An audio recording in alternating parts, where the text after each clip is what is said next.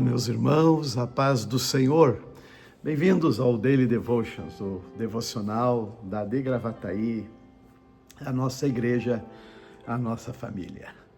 E nesse dia que também celebramos, o Dia das Mães, parabenizo a todas as mães, que sejam muito abençoadas, são bênção por gerar, dar vida, são realmente o instrumento de Deus para também formar toda uma personalidade, um caráter de uma pessoa, e que Deus sempre ajude nessa missão tão espetacular, tão extraordinária. Nesse dia, desse domingo, nós estamos com 1 Samuel, capítulo 10 e 11, e neste texto trata sobre a unção, agora da formalidade, de fazer Saul rei de Israel. E estava com Samuel, profeta de Deus, o último dos juízes, e nós estamos acompanhando a forma como se dão esse momento, a experiência que marca a unção de Saul, dentro de uma circunstância, procurando pelas jumentas de seu pai, e assim vai fazendo ele chegar até o profeta Samuel, e quando o profeta enxerga ele, Deus já tinha falado, vai vir aí ao seu encontro, você vai encontrar com ele, e ali Deus mostra que o Saul, então será o rei de Israel. E então, a unção de um rei, a unção de um elemento, de um utensílio, sempre pressupunha o óleo, o óleo que consagrava, que separava, E agora então Samuel, ele toma uma vasilha de óleo e derrama sobre a cabeça de Saul. E a partir daí então Saul começa Samuel começa a direcionar algumas evidências na vida de Saul, que vão estar firmando ele, realmente nesse projeto de ser o rei de Israel. Então, como é que uma nação ela passa e transita de um regime de governo para um outro regime, agora dos juízes para a monarquia?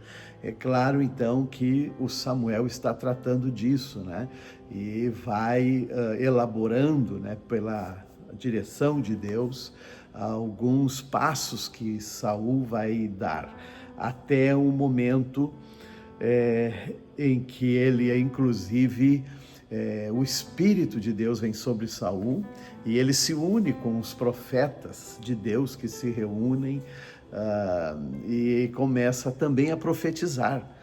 Até as pessoas dizem, mas o filho de Quis, ele também é profeta agora, e isso se torna até um ditado entre os israelitas. Mas o Senhor, ele então faz com que Samuel traga Saul diante do povo, que reúne eles em Mispá, e ali Samuel apresenta Saul ao povo e diz: este é o homem que o Senhor escolheu para ser o seu rei, e não há ninguém semelhante a ele em todo Israel. E todo o povo disse: viva o rei!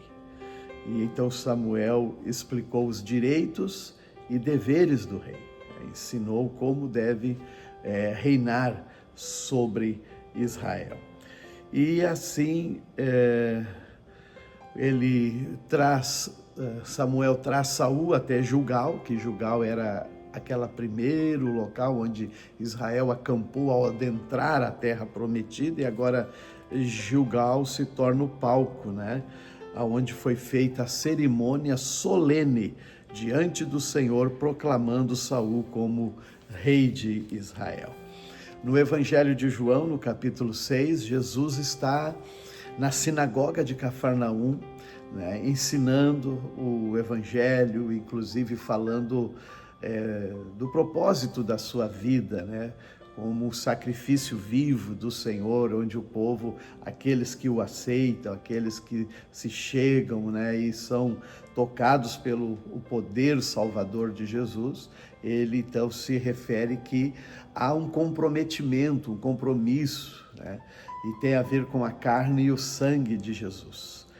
Porque era assim no Velho Testamento, era assim a ordem de Deus. Para haver remissão de pecados tinha que haver sangue, né? Tinha que haver também a carne dos animais, e aqui Jesus estabelece já, né, a aliança pela carne e o sangue do Senhor Jesus. E ele disse assim, e chegou esse momento que eles tinham muita dificuldade de entender, né, o mistério espiritual disso, de forma que eles se referiram, a sua mensagem é dura. Quem é capaz de aceitá-la? Porque confrontava realmente, não é, para uma aliança, um pacto, né? E isso, o Senhor Jesus também se referiu aos seus discípulos: vocês acham dura, é difícil, vocês querem ir embora? E o Pedro disse: para onde nós iremos, se tu tens a palavra de vida eterna? Graças a Deus. Então nós encerramos no dia de hoje com Provérbios capítulo 15 e 3. Os olhos do Senhor estão em todo lugar, observando tanto os maus como os bons. Assim, tem coisas que para nós é difícil ver. Imagine para Deus, que vê todas as coisas, inclusive os maus, mas também Ele vê os bons, que Ele enxergue em todos nós a bondade para também abençoar vidas. Deus abençoe.